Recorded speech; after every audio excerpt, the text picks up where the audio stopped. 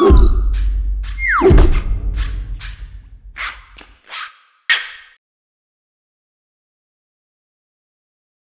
everyone, welcome to another Goody Reader review video. My name is Michael. This is Peter. Today we have the Amazon Kindle Fire HDX. This model just came out and it has a lot going for it. It's 7 inches, the resolution is 1920 by 1200, which is fairly superb.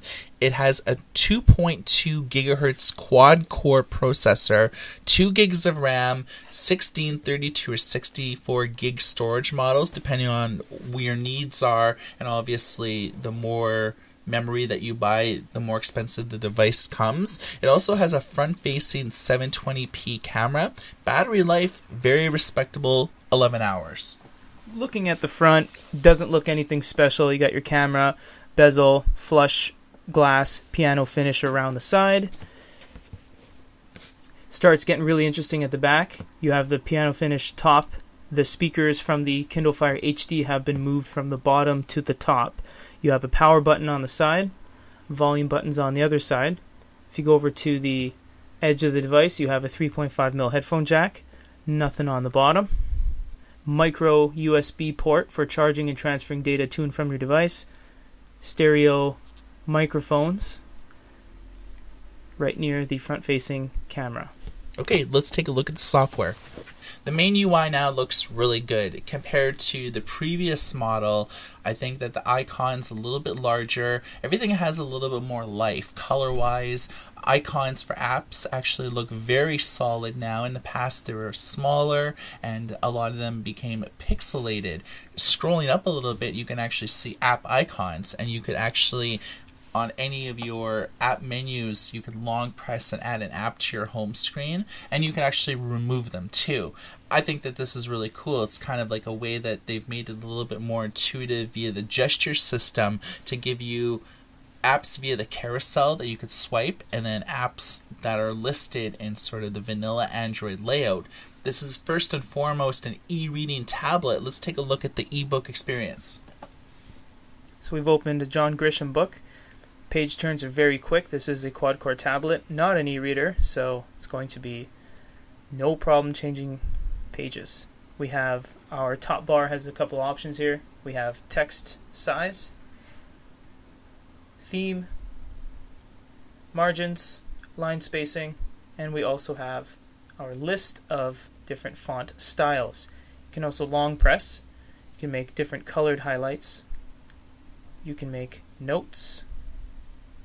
Pretty cool keyboard, predictive text up above on this line, so that's always good if you want it to go quick to something else. Secondary and tertiary section for other characters. We also have notes, share, and more, and under more we have search and book, Wikipedia, the web, and a very useful translate option here, and you can actually even translate an entire book to Korean if you wanted in about 3 seconds. And it actually will give you audio.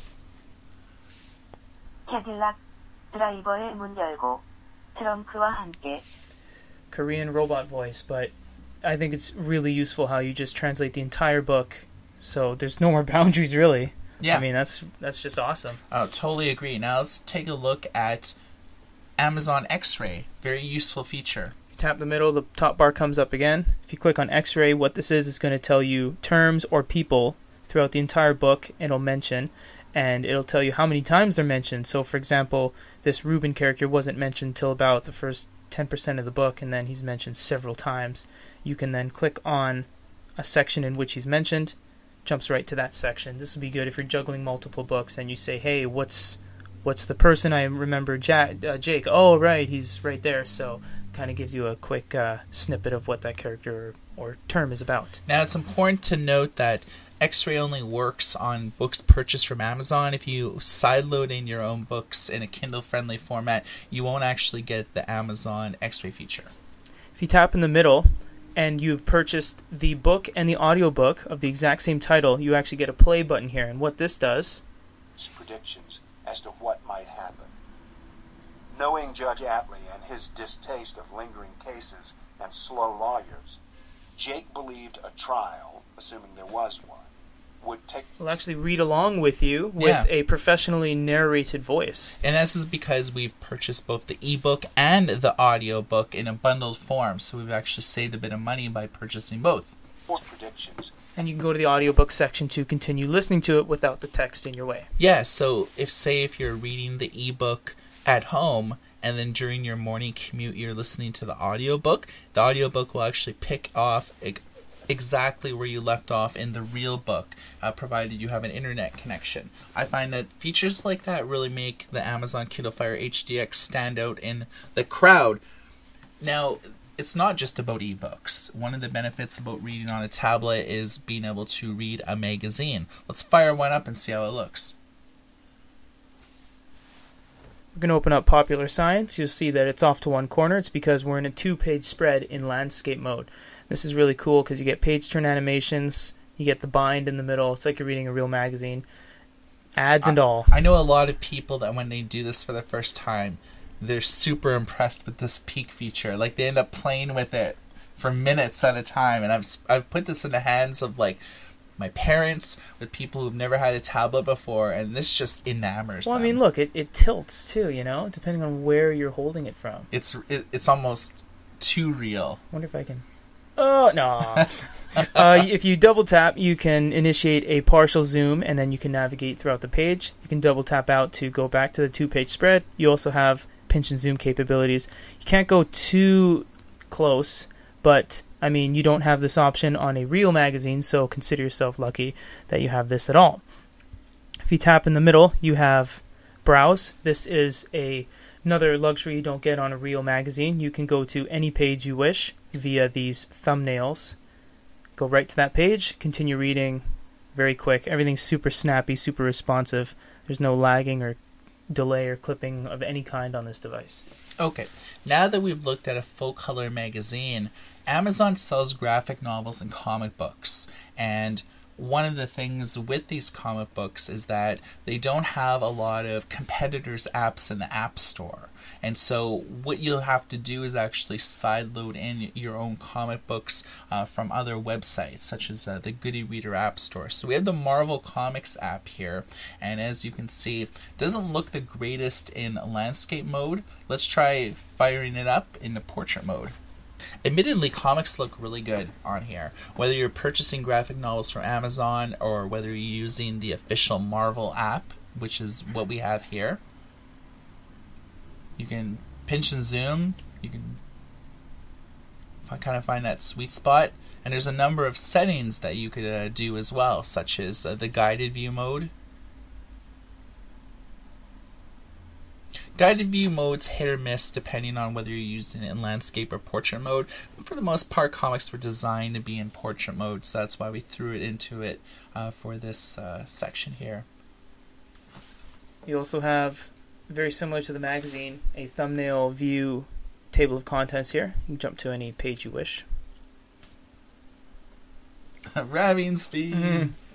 You have a couple options here: fit to width, show page on exit, on enter, name your device, letterboxing. It's pretty self-explanatory. We won't go through every one of those. Animate transitions. So right. You'll give like page turn animations if you want.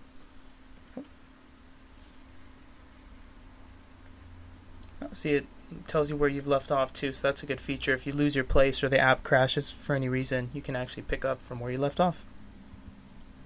What do you think about the colors and everything? I think it's quite good. The screen is ridiculous on this device. It's very, very clear. The colors are great. The resolution is great. Everything's smooth, even really close. Everything is just, look at that. It's perfect. It's a very high resolution tablet. Yeah, I'm very pleased with the comic situation here. Well, it has great speakers, phenomenal resolution. I wonder how this comes across when we're watching a video and audio playing at the same time. Why is it I zoomed? Are you saying I had a life before that with a home and a family? You really don't remember? All these years and the answers were right here. If I find my memories, then I'll know why I'm here. You have to show me. I can't, Jack. Pitch has them. Okay, I think that video and audio sounded really good. The audio wasn't quite on the level as the previous generation Kindle Fire. But you'll see for yourself during our full comparison videos, so make sure you look at our YouTube channel, youtube.com/goodyreader. Now that you've seen this, one of the other new features is photos, and this actually looks fairly cool overall design for it. What it actually does is connect up with your Facebook account with your phone number. So if you've, say, taken a ton of photos on your iPhone, you can connect right up to your iPhone, and then as you can see, we've tapped into our Goody Reader Facebook account. Is that the Entourage Edge?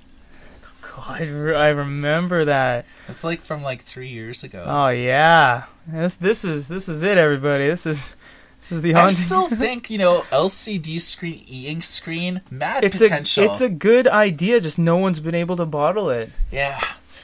Anyways, this is very cool because you could actually attach multiple accounts. So if you have, say, if you have the Kindle Fire, the new 7-inch one, logged into one Facebook account, and then you have this logged into a different Facebook account, as long as you have your main Amazon account tied in, you can actually get photos from everything. So you could have like thousands of photos on here, and I think it's cool. It looks different in portrait mode than it does landscape mode.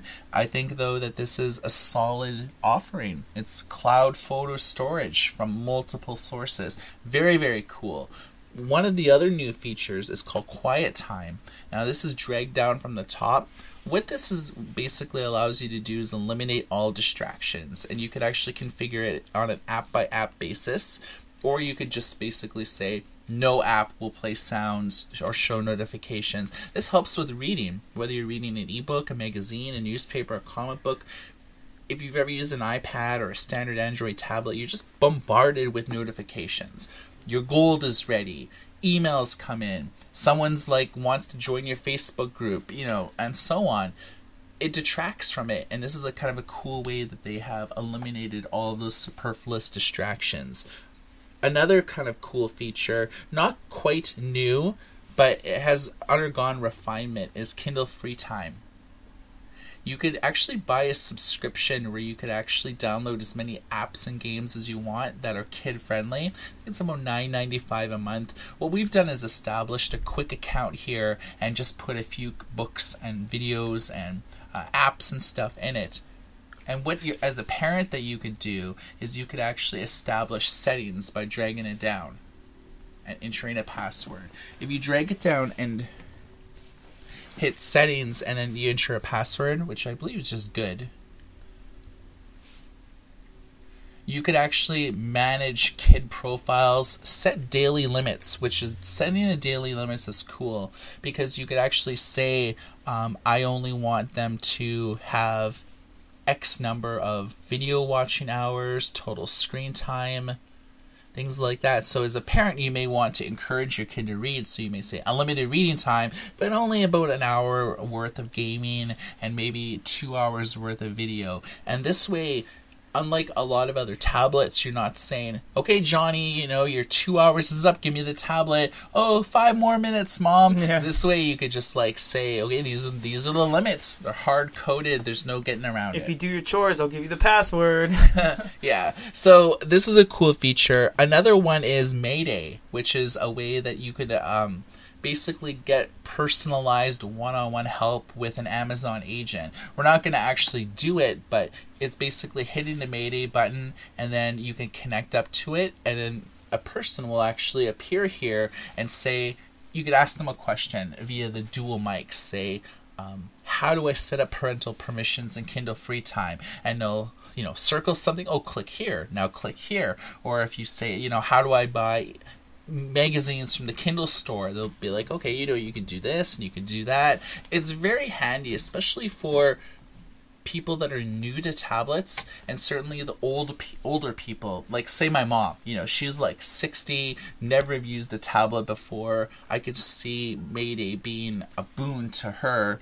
Not maybe relevant towards us that live and breathe e-readers and tablets, but there's a lot of people that may dig this feature. Last thing we want to look at is the store experience. When you click on shop, this is actually the hub for everything: books, videos, music.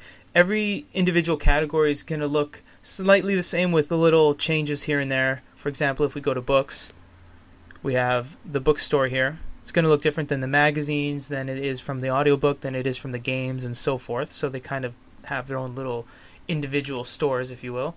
Let's click on a book here, and you can see we have buy, download sample, borrow for free, and we have a whole bunch of other information here. Customer reviews, author reviews, and about the author, and product details. So quite a bit of information here.